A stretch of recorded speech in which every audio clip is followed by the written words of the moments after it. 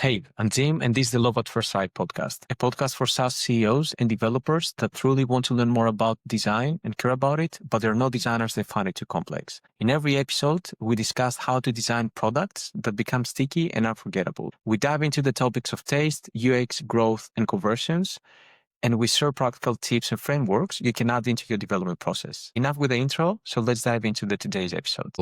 So yeah, thanks a lot for joining and welcome to the podcast. The first question I always ask is a bit of an intro. We kind of, before we start recording, you already did a bit of a short intro, but yeah, for people that never heard about you, I wanted to ask about like the story, like things that you worked in the past and what are you working on at the moment and who are you helping essentially? Like a bit of a description of like your services and your ICP as well. All right. Well, look, let me just give you the super quick history. 2010, I started out as a journalist. I was doing magazine journalism, basically interviewing people, creating in-house magazines for people. I was building a business around that, like a customer publishing model. 16, I started a tech startup, basically a live polling tool for doing like live surveys at events and stuff like that with a couple of friends. And then I spent the next 5 years growing that and working out how do you grow a software company, because I had sort of stumbled into growing a company and had never thought about anything to do with SaaS before. In fact, I didn't even know that I was starting a SaaS company at the time. I was just building a product. We grew that really nicely for 5 years. And in 2021, I just got tired of running it. COVID hit, our second kid had just been born. And I was exhausted and I was like, I'm stressed all the time. I want to go, and like get paid by someone for doing what I'm really good at. Turns out what I'm really good at is SaaS marketing. And so I went to work at Powered by Search. Powered by Search is one of the world's most well-known SaaS marketing agencies. I was the head of growth there for a couple of years, grew that company quite significantly during that time, and also got to work with clients between 10 and $100 million of ARR, which, having come from small startup world, was like pretty daunting, but also turns out not that different in some ways to growing a tiny company. And then 2023, I think, I can't remember, it's a blur now, 2023 it must have been, I went back in-house because I missed working on product so directly. So I went in-house as a growth marketer at Podia. Podia is a kind of like an online course platform with a website builder and also an email marketing product. And we launched the email marketing product during that time. We were a team of, I think, 7 marketers at that point. And then by the time I left, we were a team of 2 marketers due to various different reasons. But effectively, the company was still growing really nicely. And we were super lean as a marketing team. And if I'm honest, I looked at what I was doing there and I was like, hey, I should be doing this for other companies again. And so last year, 2020, what was it? 2025. Yeah. I decided, okay, I'm going to go be a consultant, but not just like telling people what to do. I want to do the work as well. Like, I want to be hands-on. I want to treat this like I'm putting on a punk show. I want to do the tickets. I want to play the stuff. I want to engineer all the equipment and basically get my hands dirty. And so for the last sort of 12 months now, almost, I've been basically working with clients usually between about like $1 and $10 million ARR on their marketing. Specifically, what I do is most of the time these days is I work on lifecycle marketing, which for most people means just doing email sequences and things like that. I think about it a little bit more broadly than that as well, but predominantly that's the easiest way to kind of frame the value that I provide. Help people fill in gaps in their life cycle. Yeah. How's that? Yeah, totally. Some quick comments. When you were at Powered by Search, I think during that time we also, like ZenMate, the team we're working with, they hired Powered by Search. We work with I think it's Andrew and another guy, I don't remember his name. That it was more of just after I left, I think. Yeah, it was more on like on the SEO and the blog side that helped to kind of to some improvements. So it was like a very scoped kind of a collaboration. But yeah, I've been looking into Powered by Search, and I actually was going through some blog posts as well and some stuff there. That highly was likely really, that I really wrote them. useful. Yep. Yep. Have you had Dev on as a guest, the Uh, founder, Dev? no, no, no. You should. Okay. He Yeah. would love to come and do this, I think. Yeah, he's great on a Okay. Yeah. podcast as well. Yeah. That's a good idea. Yeah. I didn't think about it, but that's a good one. I'm gonna Yeah. take a note actually. Yeah. Okay. There you go. Um. And on this one, what was the other thing that I want to comment? Yeah, on the life cycle. Before we started recording, you mentioned something that I really liked on how to think, because you said most people think of life cycle marketing as emails, and yeah, that's me. Like Yeah, I'm yeah. one of these people, and I really like how you explain it. Of you help people like go to the next kind of a stage into the overall kind of a buying Yeah. process, and you kind of figure out what needs to be done to That's do it. that. Like emails is like a traditional asset you need most of the times, because you need to somehow reach out to these people. But yeah, I like how you explain it, and it helps me like have a different mindset when I think about life cycle marketing. It's pretty useful. Yeah, well, if you think about life, like literally the name life cycle is, okay, it's the whole life of a relationship that you can have with a customer. That relationship starts from I don't know about you at all the way through to I'm basically sending you new people who don't know about you yet. And so there's a lot of stuff that happens in there. Now, email covers a lot of that. For sure, it's one of the most powerful tools in lifecycle marketing. But there's also other kinds of messaging that is required at different points. And it's not just, okay, we'll send text messages. Personally, I don't send text messages to people, but I'm not Could be. against it. Yeah, exactly. But it's also going like, okay, well, at the point where they're at, this person is at the, I don't know, let's say they know about the product, but they're not ready yet. Like, what are we doing to help those people get to a place where when they are ready, they take action and they choose us? Mm. That's part of the life cycle. Now, how do you reach those people? Could be anything. Could be content, could be sales, could be community building. And so while one of the kind of the core services that I offer is a lifecycle sprint, which is exclusively email, when I work with clients long term, a lot of what I do is thinking, okay, what do we need to get this person to the next stage of that buying life cycle, regardless of what that is. And whether that's like me then going off and doing it, or whether that's me helping people find the person to go and do that based on the kind of the core strategy, like that's really a kind of I'm agnostic about that, you know? And so I think like thinking about your life cycle as exploding the concept from just sending email to, oh, this is really about moving people along the buying life cycle. So that's a really meaningful change in your mindset. And it really opens up a lot of possibilities to you. But obviously, you should have the email stuff going. It's almost like it's a no-brainer, I think, if I'm honest. Yeah. Yeah. And it's one of the topics that I'm going to go deeper into in a bit as well. On this part, so I feel like it's the right time to ask this question. One of the things that I remember you wrote in the past is that you've worked in agencies like Powered by Search and other companies where they had like very specific playbooks that you would execute. And at some point in your life, you're like, you know what, I'm done with traditional playbooks. I'm not going to play the playbook game. And you started actually talking about the idea that playbooks may not be working anymore. And you want to approach in different ways. You know, it's one of the opinions that you shared in the past that stayed with me. I'm like, I get it, because I'm also, it's not B2B SaaS. I'm doing marketing for myself as well. The whole idea with playbooks is one of the things that you were saying in one of your posts is that you look like everybody else. And this is something that I don't like with the playbooks, is that a playbook, for example, of like you need a website and you need that website to have good positioning. I wouldn't see it as a playbook. It's like fundamentals, or that you need to have emails. But yeah, what you write in there, or how does the website look like, it doesn't have to be exactly like everybody That's else. it. So I wanted to actually ask you to go deeper into that opinion and share some more thoughts. Well, look, I think you shared something that is interesting there. So what you essentially said there, and I agree with this, is that there's a separation between a strategic playbook and a tactical playbook. Now, a strategic playbook is saying emails can help. We need to get in front of people constantly. They are always in their inboxes. Therefore, emails can help us to do that. That's a strategic playbook. And you can be more granular at that. And you can say, well, you know, we need to do this bit of the life cycle or whatever. Those playbooks, strategic ones, always valuable because they're effectively fundamentals of how people buy. You could say the same for content.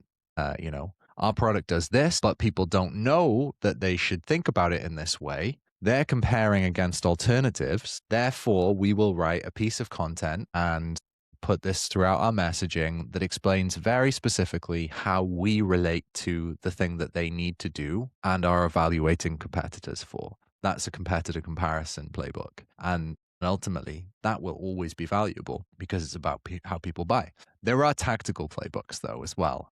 And really, what people talk about when they talk about playbooks is tactical stuff. So they're talking about, like, I'm doing this kind of LinkedIn ad, or I'm doing this kind of Reddit post, or and those things change because they become saturated so fast. That's the primary reason. Now, like, by the time that you've heard that something is driving results, I will bet that a large number of people have already tried to replicate those results, and the efficiency of that tactical playbook is declining over time. And so that's what I find really frustrating, is that people end up going, hey, these guys did this, we should do this because they said that it drove this result.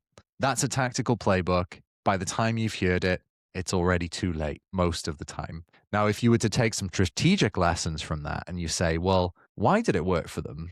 Is there something lacking in our existing life cycle, in our existing kind of messaging, effectively, that these people have stumbled upon by doing this tactical playbook, and then you take that lesson and you apply it at a strategic level? Suddenly your marketing improves because you've appreciated something about your ideal buyer. And I think that's what I'm really sort of trying to get across there, is that, like, yeah, you look like everybody else. And so actually buyers adapt their expectations based on that. And they think, well, okay, well, if they look like everyone else, maybe they are like everyone else. So Yeah, how that's a do you good point. differentiate?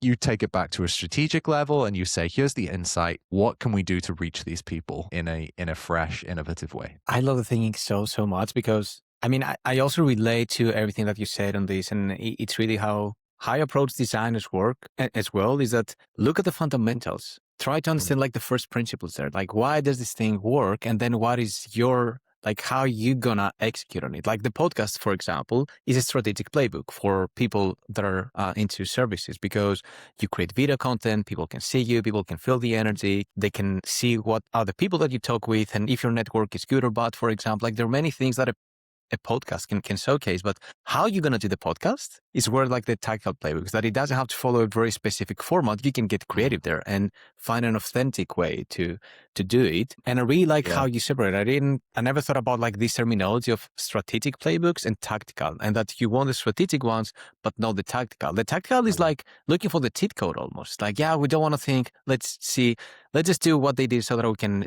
get the same results as soon as possible. And quick story from me on this. I had this ambition in the past that I decided to drop at some point because I realized it's not the right way to approach it, of I'm going to make a UX design kit. So I'm going to make a design kit for SaaS companies to improve their onboarding. And I was pretty fascinated by the idea. It's not a course. It's not a library of components.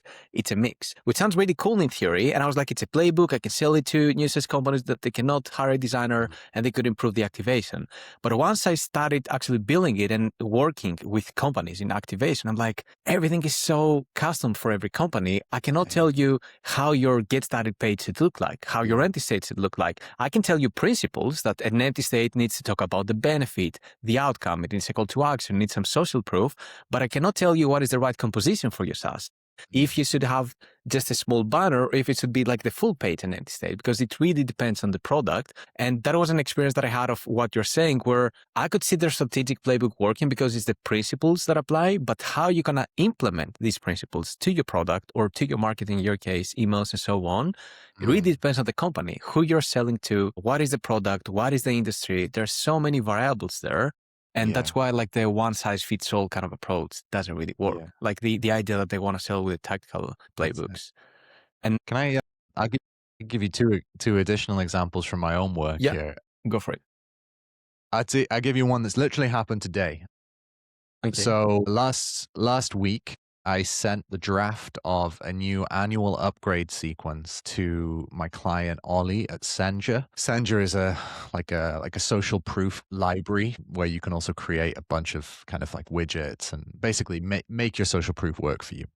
Yeah. People love it. And what we're trying to do is to basically say, okay, strategically, we know that people love this tool. Let's get them to commit to using Senja for the whole next year by saying, okay, upgrade to an annual plan. You know you need to make this part of your business. Now commit to it. The playbook there is to send the annual upgrade email. Now, what most people do is they just send one email and they do it sporadically and they go, wow, great, we've banked a lot of cash. And then they don't do it for the next 12 months. And then they go until they've like hit this cash flow crunch or whatever. My take is that you should be sending firstly a series of emails that go out over a year and encourage people to do that. But the example that I want to the way that we've done this with Senja, which I really want to highlight here because I think it's such a good example, is basically the first email in an annual upgrade sequence usually says, hey, you could save $58 a year by upgrading to annual now. And I know that's the first one because I obviously I've both received these and I've written a bunch. Now, over time, what I've realized is that there are so many different ways that you can frame this value. And the first email in Senja's new annual upgrade sequence, which is literally sent yesterday to a bunch of people who had already upgraded to a month, who are on monthly plans, it basically says, okay, you could save $58 by upgrading to a Senja annual plan today. Here's what you could do with that $58. And then it basically lists off 10 really stupid products that you can buy for $58, like a scarf that's in the style of a receipt. And it links out to Amazon or whatever shop there is. Now, I thought, oh, that's whimsical. People will enjoy that. I can tell you this, people have enjoyed it so much, even in the first day, that literally people are taking screenshots of this email and they're sharing it on Twitter and LinkedIn. Now, what's the benefit of that? Is it just kudos? Yeah, sure. There's some element of kind of great, these people like it. But there are also two benefits to this that maybe are beyond the surface level. The first one is people now think Senja is a company I like. I like their email. So there's a value there that goes beyond just features for the company. This is a brand win. But then the second benefit that is immediate, regardless of the outcome of the conversions of the email and the cash flow that it generates, is that for every person who takes a screenshot of that and shares it on social media, now we have a referral win as well. So it's not just a brand win for the individual using or receiving the email. It's also a referral win whereby people who have never heard of Senja before suddenly become aware of Senja because somebody has shared their annual upgrade email, right? Yeah. Which validates, well, this is a tool a person I trust pays for already. I should maybe look at that. So there's a lifecycle win there that's very immediate. Then there's a lifecycle win there that is long term, and it's both a strategic and a tactical win. So I am honestly very happy about that. Yeah. Congrats. I'll give you another one here. This one blew my mind. So this happened when I was at Podia, and one of the things that we wanted to do at Podia was to try to find channels that maybe our competitors were not using already to reach people on a very broad audience. So we came up with this concept of effectively using our own users as to create content about Podia. So a lot of Podia's users are creators who have their own audiences, but maybe aren't at a place where big brands are coming to them to say, promote our content. So basically what we did was we looked at our database of users. We pulled out all of their social links. We looked at their audiences. We did this programmatically and basically found undervalued influencers in specific niches. And we basically said to those guys, hey, we'll pay you to just create content that you would normally create and to package it in a way that you feel your audience would like. And also, great, if you want to mention how you use Podia, that would be amazing. And we had people come to us and say I want to do this, but I don't know what to do. One of those people was a company called I can't remember what they're called, the Plant-Based Whole Foods Cooking Show on YouTube. So they have this audience of people who like to look at recipes for plant-based whole foods. And it turns out they actually have quite a big audience and are already monetized by food companies, not software companies. So we say to these people who ask us for an idea, why don't we, instead of you doing like a reel or something, why don't you do a recipe which you can like make about Podia? And we'll use the brand color, purple. So you've got to make it purple, and it's got to have some resonance. So we took this concept of people running out of creative juice. And we were like, why don't you just create a purple juice and call it creative juice? And you shoot a video talking about this. And yeah, sure. Say how you use Podia. Great. So this whole food plant-based cooking show with an absolutely huge audience that's been totally undervalued by marketing in software companies is now creating a 20-minute video. I mean, it's live. You can go watch it. It's like a 20-minute video about Podia while creating this juice live that their audience would want to create anyway. It looks interesting because it's purple, which stands out, you know? And so that took, like, again, a strategic insight, which was our competitors are already trying to get the market for like influencers. We have people who love the product. Therefore, we should pay them to create content for their audiences who might also use the product. And then we put a tactical element on that, which was basically like, do something interesting that's going to promote the brand in a way that feels organic to your audience. Here's a really specific, unusual, weird idea. And then put it live, and we're going to measure who signs up through your landing page, how many people have viewed it, how many people comment on that video, all sorts of qualitative and quantitative things to work out, is this a good investment? And yeah, that's a second example. Yeah, like one thing I didn't mention that in the beginning, like on the intro. One of the reasons that I wanted to discuss also with you is one thing that I appreciate to you as a marketeer is that you don't look and feel like a marketeer, if you get what I mean. And what I mean by that is like marketeers just have like many times they have a very specific vibe, like numbers, tactics, algorithm tricks, all kinds of things. You have like a beautiful, colorful background. You have a more playful vibe. Like you're more artistic. That's what I'm trying to say. And you can see it into the ideas as well, is that they're more creative. Like you understand the fundamentals of marketing, like the psychology and the engineering behind it, but then you put a creative twist on it. That's what I really love. And both stories that you shared is actually, yeah, both are really, they use a strategic playbook. They really use some fundamentals, but then you give a lot of space to creativity and to creative thinking. So yeah, these are really lovely examples. I love both. Jim, yeah, that means means a huge amount to me. I struggled a lot, if I'm honest, in my career to be authentic, to be myself. Because when I ran a startup and I had investors, I thought, I got to be this corporate guy. Oh, there's a picture of me. I share it a lot, wearing a suit and just looking dead in the eyes. And, you know, when I was in-house, I was like, you know, no one ever told me to, but I basically put myself in specific boxes. And over the years, I've worked really hard to get out of that and just be myself. And so I'm really, really glad that's coming across. And yeah, thanks for saying it. Yeah, anytime. And I can imagine that it can be very kind of it depends. Like it's more of like my thing. Like it's something that I'm trying to embrace now that I'm getting more into marketing. I can see how hard it is to be authentic because you don't fit in. And the moment you don't fit in, all the insecurities are going to come on the surface. And it's something that I've been struggling and like working on is like, just do the thing you believe into and forget about LinkedIn tactics, let's say, and what should LinkedIn content look like, for example, and find your own style and voice.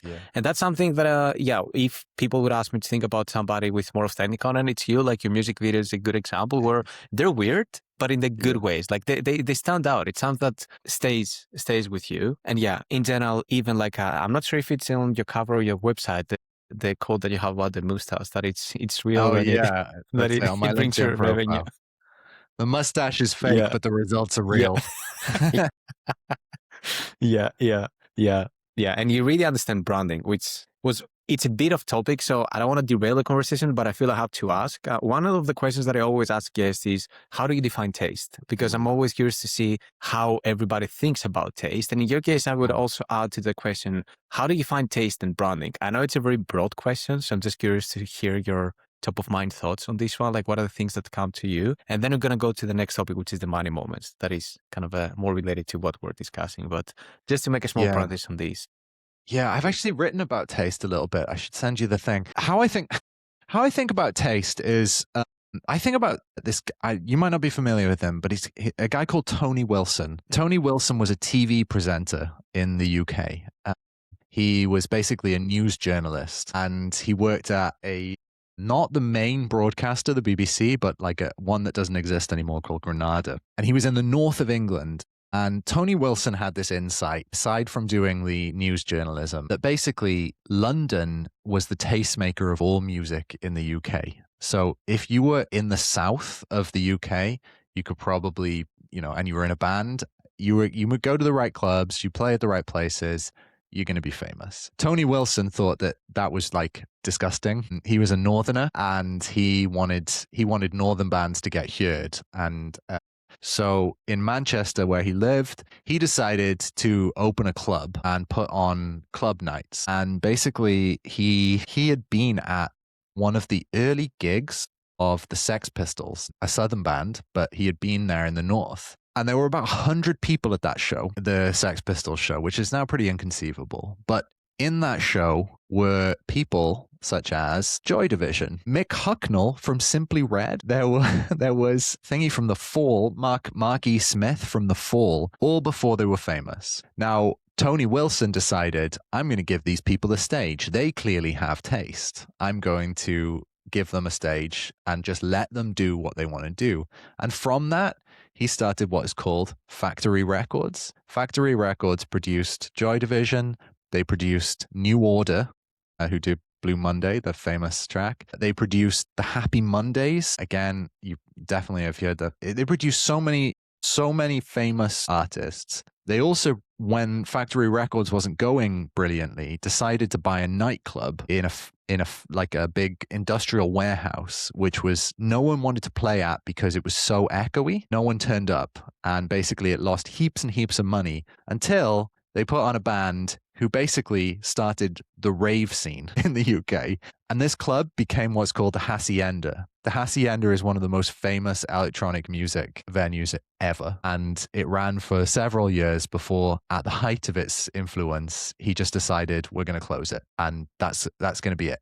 Now, Tony Wilson was not a musician, right? But what he did know was, okay, I know what people want. I know that they're not getting it. And I know that there are these people who are producing it. I'm going to put the pieces together, and I'm going to say, okay, this is taste. This is what this looks like. And over his career, he reinvented himself multiple times. So he started out in punk music. Then he went into, new wave or post-punk. And then he went into rave, right? And he continually did this even up until the end of his life.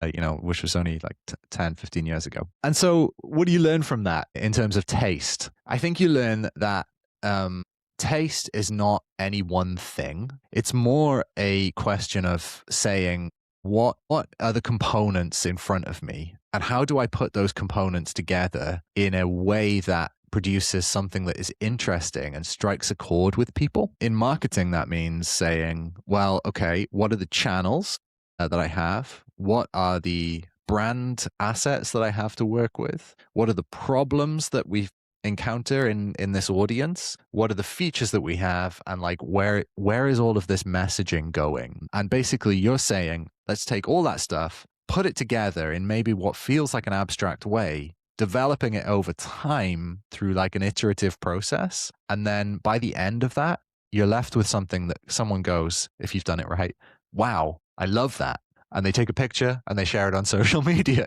hopefully. So that's what taste is. I think it's a real skill, and you have to attune yourself quite carefully to different signals that maybe don't make sense when you think about them too hard, and you just have to go with it.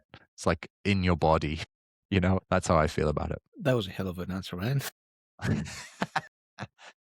A whole story around it. Yeah. I mean, yeah, it was really, really good. Okay. Oh, cool. I love it. I don't really have any comments because, yeah, I mean, you said it all. I have one follow-up question, actually. How do you develop your taste? What are some habits, some routines, some rituals that you have as a creative marketeer to develop your taste? I absolutely devour cultural things, and not from any one specific discipline or genre. I listen to huge amounts of different music, not new, not old, not it could be anything, any genre, just following interest. I read a lot, not again, not just nonfiction. I read fiction. I read in different languages, literally judging books by their covers, picking up a book just because it looks interesting rather than because I know what it's about, and just, finding things that I like. I do a lot of research on Wikipedia a lot of the time, but, just clicking the links that I don't recognize and seeing what comes up. And then, obviously kind of consuming little bits of pop culture here and there to kind of add some relevancy and timeliness to that. And I think you're a product, and your taste is really a product of what you consume more than anything. And so if you put in diverse inputs, you probably end up with a very interesting output that won't be like anyone else's. 100%. And so I think it sort of behooves you as a person, if you want to develop your taste, you should consume a lot of different stuff from a lot of different places. And there's really no need for you to be limited by what anyone else's, diet of inputs is. You can just go wild. I fully agree. I have like a similar approach on this, and I fully agree on the diverse part. It's like you need to look into different areas. Like if you want to be a good marketer, don't just consume good marketing. Sure, you want to look at great case studies and great branding and all these things, but you need to find inspiration in different areas. And like one thing that I realized more and more through the podcast by talking to people is that it also comes down like to finding your own style as well. Like you can tell like your style by just looking at the decoration you have, what you're wearing, like your videos. You have a very specific style that feels like Marc. Then like Alex James is another, like he's a B2B messaging strategist. Cool guy. Yeah. I had a podcast with him also. I love his content, and he has a different kind of style. And he was explaining how he also developed his taste and how and the influence and why his carousels look like that, where he uses a lot of kind of the 90s, like the photography and everything, the whole vibe that he has. So it's very interesting. And I love the idea of looking into unconventional places for inspiration, creative thinking. Mailings, another guest, she used to be a senior designer or design lead, I can't remember, at Wise.com, the fintech. And she's into DJing as well. And she shared on the episode how DJing actually helps her become a better designer, because when you're DJing, you really read the audience and set a vibe. You create a vibe, create an atmosphere, and you tell a story through the sequence of tracks that you're playing. So I love this part. That's what I personally find it really fascinating, and that's why I love stuff like marketing and product design so much, because if you want to be truly great, you have to find like ways to be very creative and to consume a lot of creative stuff. And music, as you said, is one of them for sure. And I'd tell you one other thing here, Jim, as well. I think one thing that limits people is their own comfort. So you probably have in every day heaps and heaps of ideas, even though you're attuned to this already, I'm sure. You have heaps of ideas that you think, can't say that out loud because someone will judge me. So again, I'll give you another example. So again, working with Ollie recently on Senja, one of Ollie's things that he said to me was, hey, some of these emails that you're writing, like, I think they're really functional, but I also think they're a bit vanilla. And I was like, oh man, I don't want to be called vanilla. It's a good flavor, but I don't want to be it. And he was like, can we think about some different ideas? And I was just like, yeah, fine. He said, I want some of these to be unhinged. And as soon as I said, okay, well, you want unhinged, like, let's give you unhinged to myself, I realized, okay, let's, I just started putting down ideas on paper that were just like, okay, these might not get seen. We might not ever do these, but like, let's at least explore whether there's a taste, like an appetite for them. And so, one idea that I put out there, which I really, really hope we're going to write, is to do one of these emails as an erotic short story where, instead of all of the, the cheeky words, we replace it with just the word social proof, because that's what Ollie's product does. And he's into it. So, maybe you're going to see an erotic story in your inbox soon from me. Can't wait. But the point I'm trying to make here is that you can have all the taste you want. You can have all of the ideas that you want, but if you filter yourself before you've had a chance to allow those ideas to develop in the air and be judged, you won't ever be able to produce the kind of work that you actually want to do. And that's one thing I've definitely learned from working with Ollie, actually. He's kind of pushed me a little bit to go like, stop trying to put yourself in a box. So yeah. Yeah, that's a really good insight. Yeah, it's like you also need the confidence. You may have the taste, but you also need like the confidence to get it out there and like put it in front of people and not try to put yourself in the box. That's pretty solid. Yeah, fully agree. Fully agree. On this one, now that you mentioned Oldie, one of your posts, I remember, you said about how cool it was that Oldie, I think one of the reasons he hired you was like the money moments. When he got in touch with you, it's like, hey, I want to implement the money moments. It was a bit of a moment for you, like a special moment, like, oh, they started using this term that I started poking around. Now it's like a framework. People use it and they want to buy it even, which for me, like when I saw, I was like, that's cool. That's really cool. And I was really happy about it. And this is a really nice kind of a moment to switch into the money moments topic and ask you what it is, how do you define it, and what's the idea, and then we can get into more kind of a actionable stuff of like what does it really mean in practice, like in all these product maybe or something else. Sure. Well, when people start to think about lifecycle marketing, they tend to immediately default to, when it comes to software, hey, I need to write an onboarding sequence, or I need to write a win back sequence, and then that really is the extent of the best practices that somebody comes up with for lifecycle marketing, which I don't blame them for. If you don't think about it as much as I do, it's totally reasonable to say, okay, that's a good first step. However, given that I do think about it so much, what I've realized is actually whenever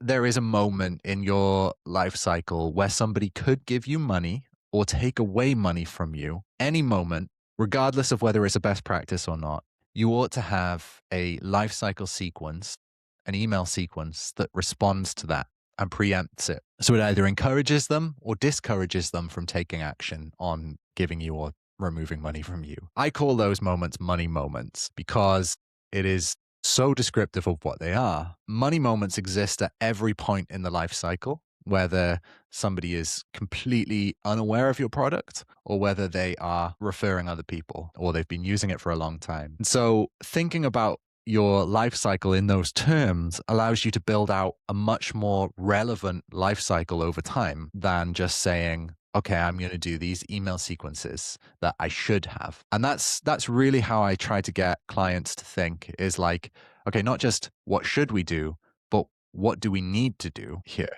Look at your product. Yeah. That's it. Yeah. Yeah, that's pretty brilliant because like, yeah, really like how you phrase the whole thing and also how it works, because it forces you to look at your product. It's not like, hey, you need an onboarding email campaign. Yeah, sure. Like every SaaS product needs, like people sign up, you need to communicate with them, sell them the value, so on. But actually, it's not just that. So you kind of like, what I really like with the money moments is a concept that you find like a high level framework that forces you to look into your product and not look for tactical advice, but actually it makes you think, what are my money moments? Because every product is unique and has different money moments. Could you share some examples of money moments, actually? Sure. So let me share the one that makes it click for most people is this. When I was at Podia, we had a pricing model that worked on having a base plan. So you could choose from one of two base plans, which would give you most of the features of the product. And then we also had an add-on product, which was an email platform where it integrated with everything that you did on Podia, and you could send targeted emails to your potential customers. We looked at the data of what people did in their first, I think, 30 days. I can't remember exactly. Their first 30 days of using Podia. And we found that if you were going to upgrade to Podia, you only chose a base plan, first of all, and that you basically, in your first 30 days, that was when you would upgrade. If you didn't do it by day 31, your likelihood drop to effectively zero of buying the product. And so what we realized was like, okay, our email sequence that we do as that kind of classic onboarding, while it could talk about all of these different ways that you could use the product, actually the only way that people use the product in reality, the money moment, is upgrading to a paid base plan. So until they do that, the likelihood of them adding Podia email as an add-on is effectively zero. So that was the insight. That's the money moment, is when you sign up for a free trial, we don't need to sell you Podia email. We need to sell you Podia's base plans only. And basically what we did was we restructured our life cycle. So the first sequence that you trigger was an onboarding sequence. It ran for 30 days, I think. It was a 14-day free trial. And it ran, so the onboarding sequence ran for 30 days to kind of get some people who maybe didn't convert during their trial period. Once you converted to a paid base plan, you got removed from that sequence, no matter where you were in it, whether you're on day 1 or day 29. And then you would immediately get added to a new sequence, which we created, which only talked about Podia email. So it didn't talk about any of the other features of Podia, just Podia email. Now, the take-up rate on the expansion, the add-on, was significantly higher after we did we kind of restructured that life cycle based on understanding that money moment. And the second money moment there is obviously once you've got a paid base plan, you're probably wanting to do some more sales. You'll probably want to do some more marketing. And so email becomes very top of mind for you. It's a sensible investment. Almost everybody who sells digital products needs to do email. We have a platform. It integrates better than any other platform with your Podia account because it's in Podia. You should buy it. Here's how other people use it. Do you want to take action? And yeah, people really wanted to take action. It converted like crazy. That's pretty cool. Yeah. And like the very interesting thing is also like which comes back to the previous like strategic versus tactical playbook is understand how people like what is the real buying journey. Yeah. And how do buyers really behave for your product? That was a pretty good one. Yeah. I have a question. This was also in my agenda of it may sound like a silly question, but how many emails are enough emails? I know it's like super open ended, but No, yeah, fair enough. This really depends on a number of different things, but I'll give you some kind of benchmarks. So as a general benchmark, you're probably not sending enough email. I'm not saying that because I sell email services. I'm saying that because it's true. Yeah. Again, at Podia, I can tell you an example here. So and actually I've repeated this multiple times. So we discovered that in all the marketing activity we were doing, we actually were sending only, I think, one email a month or one a week. I can't remember what it was. I think it was one a week, actually. And basically, these emails were really nice, but we ran this experiment, which is what would happen if we started to send 3 emails a week for the next couple of months? And so we went from 4 emails a month to 12 emails a month. And that was just standard emails. So we emailed Monday, Wednesday, and Thursday of every week for at least 4 weeks. I can't remember the exact period. What we discovered was there is a massive increase in conversion on days where we send emails versus days where we don't send emails. And because we sent these as broadcast emails, effectively what I did was I said, okay, let's chart the number of paid upgrades that we get on days where we send versus days where we don't send. And we'll see whether there is a conversion uplift based on that.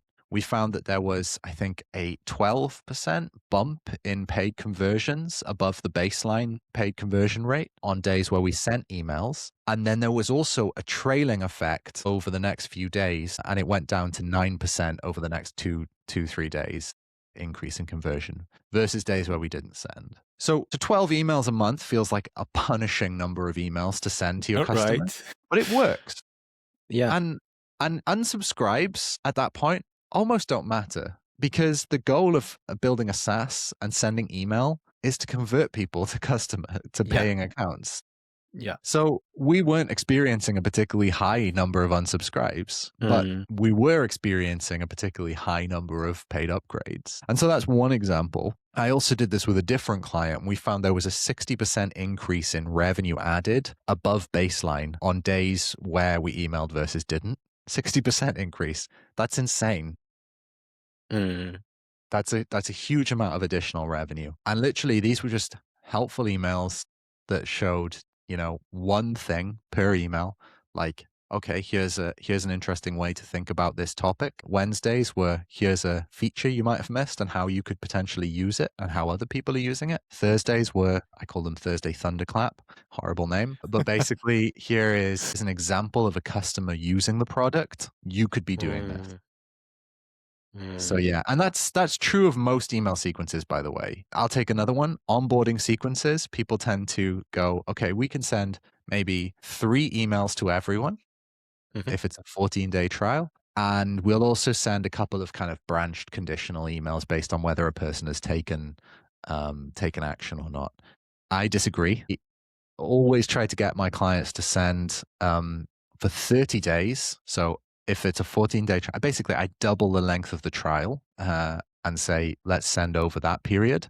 So you still get a 14-day trial, but we're going to send you emails for 30 days because some people won't take action. They might forget, or maybe they just don't want to. And then by day 30, they'll go, flip, actually, there are heaps of use cases of this. I've had to think I should do that. So there's that. And we send 15, 20 emails potentially in that 30-day period, and it converts. And people don't unsubscribe in the way that you think they would. I've seen that over and over and over again. That's true of almost every sequence. Send more email is my mantra. Yeah.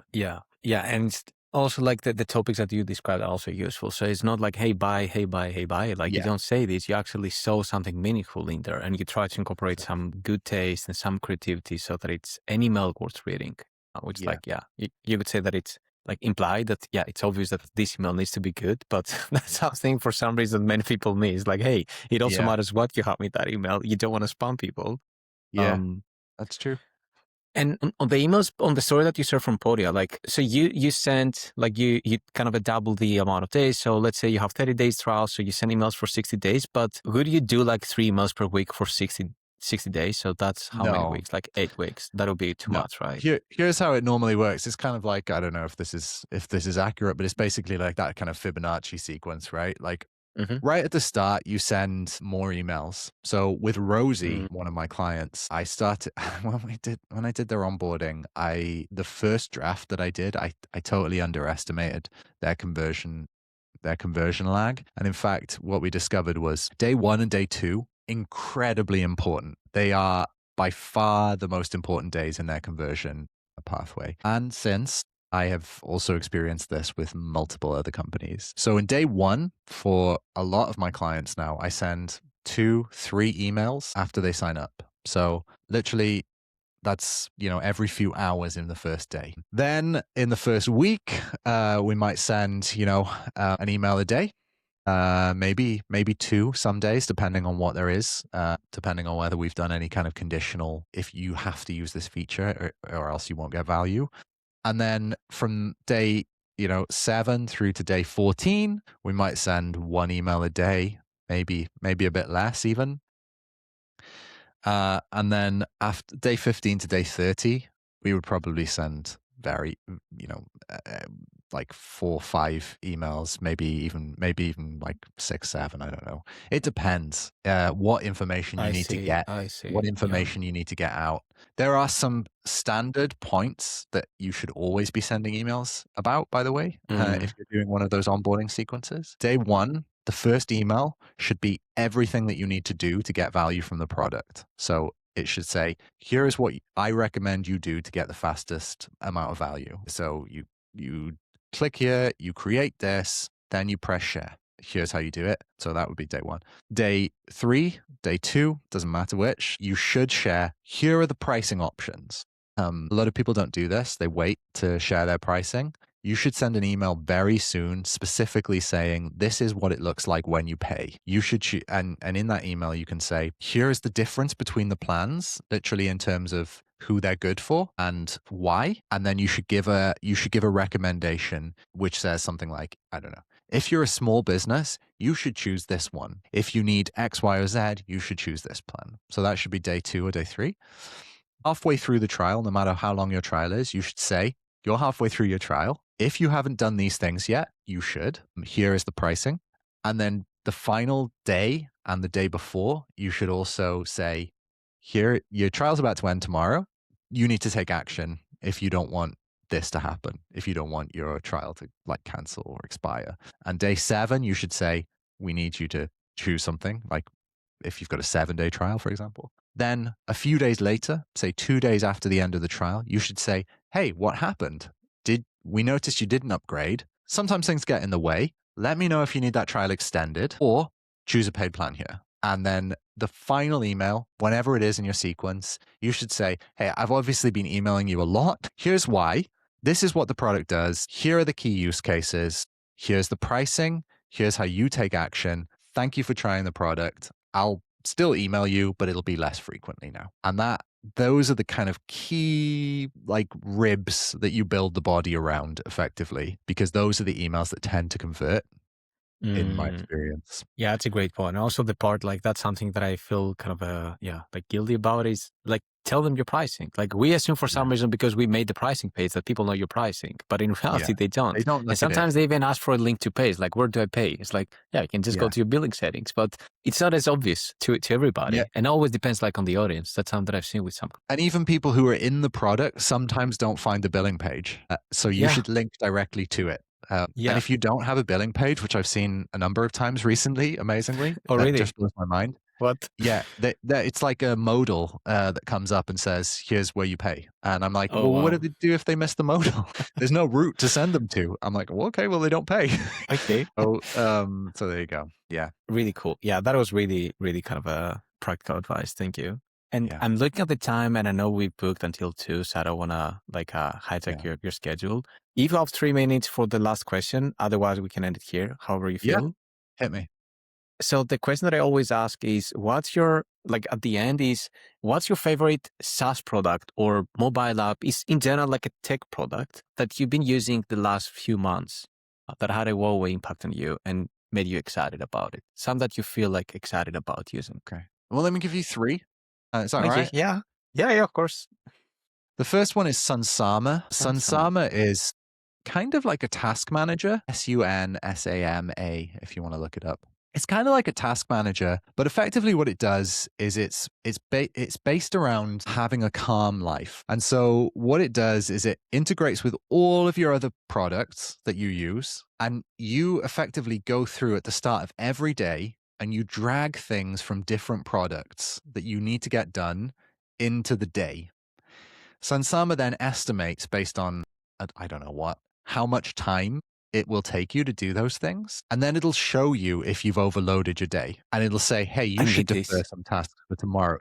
Every knowledge worker, I think, should be using something like this if they're self-employed in particular. That's cool. And so what I do is I stopped using Slack's reminders, which is what I previously did, because it was just so stressful. And instead, I basically just went, okay, I'm going to install the extension to Sunsama, or right click and say create task. Sunsama reads the task, the context around it, creates the task title, estimates the time, and then links back to Slack when I add it. So I can always go back in quickly and just review that. It's incredible. It's made my life so calm. Probably lacks some of the features of other tools, but honestly, I value the calm above anything else. Also the headline, when the high level promise that they do is make work-life balance.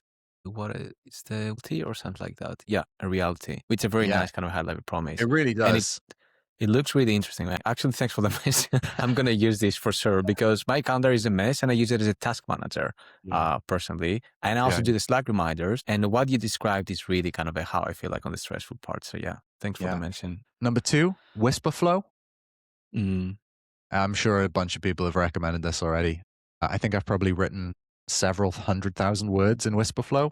I keep my mic in front of my face all day. It's not just for podcasts. I basically don't type anymore. So incredible.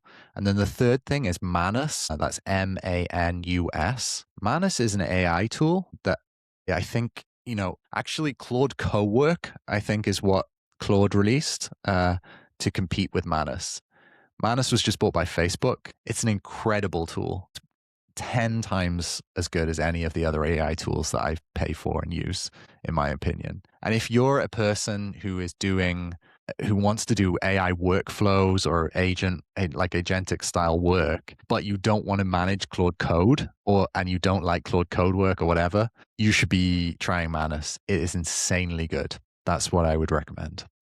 Yeah, you mentioned on a Slack conversation we had. I signed up. I was like, I feel too busy for that, and I postponed it. But you would say over Claude, you would use Manus. Dude, I tried Claude's Code again recently. I mean, I'm not untechnical, I've been working in tech. I know how to use a terminal and happily do that. But I just looked at it and I was like, what the heck would I do this for? Like, there's no real reason for me to do this. I'm not using local context. I'm using cloud services. This can write the API calls for me, go off and do the workflow. And like, I don't need to think about it. I just need to whisper flow into Claude, into Manus, sorry. And then I'm away with my work. So yeah, that's it.